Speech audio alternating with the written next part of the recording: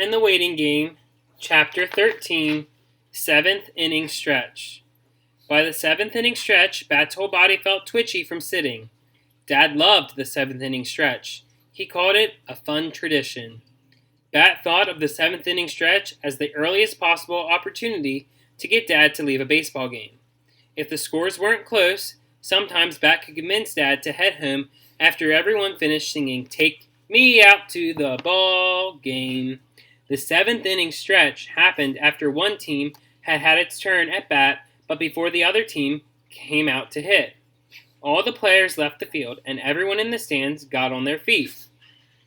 The big screens lit up with the lyrics to the song, and the organ music began, playing loudly through the PA system. Then a little animated baseball bounced along after the words, just in case everyone didn't know how the song went.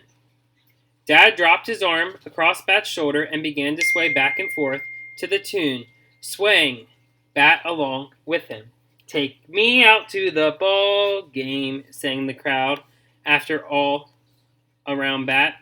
Down on the field, the mascot, a man in a giant bird costume, jumping around, waving his wings to encourage the crowd to sing louder. "If they didn't win, it's a shame," boomed Dad. Bat folded his arms across his chest and wished he had his earmuffs. At last the song was over and everyone settled back into their seats. The score Bat saw on the big lighted scoreboard was 3-2. The home team was winning. There was no way Dad would want to leave yet. Still, it was worth a try.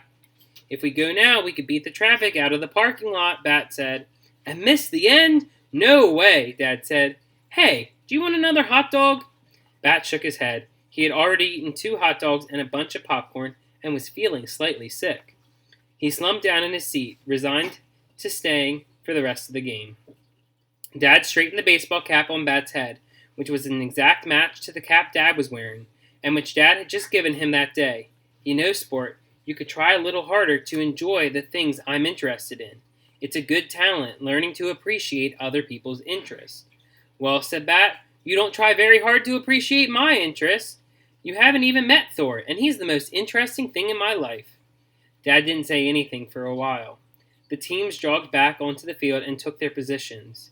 The fielding team threw the ball around to warm up, and then the batter came to home plate and the game started up again. Just then, Bat thought that maybe Dad hadn't heard him at all. He said, "You know, Sport, you're right. I should have met that little fellow by now. I'm sorry it's taken me so long, but I'll tell you what.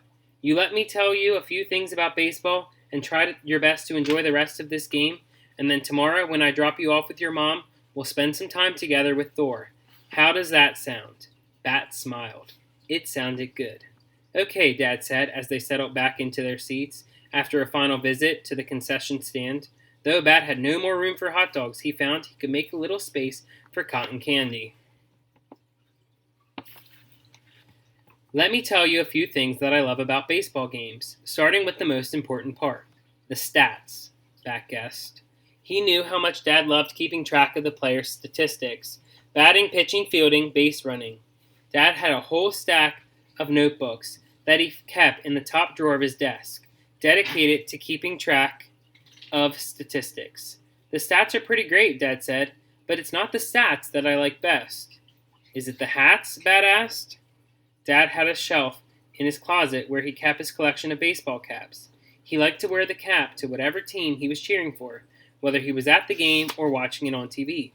"It's not the hats," Dad said. "The food?" "Nope."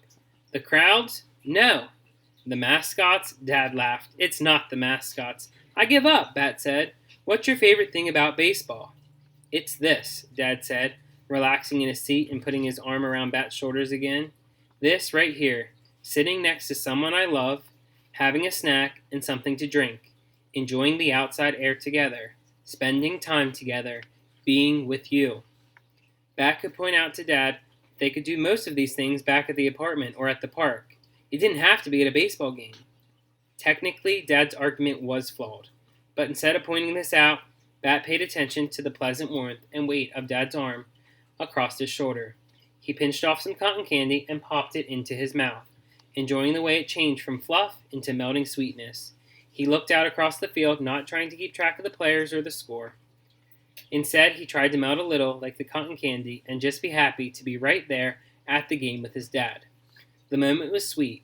Not quite as sweet as cotton candy, but pretty close. That is the end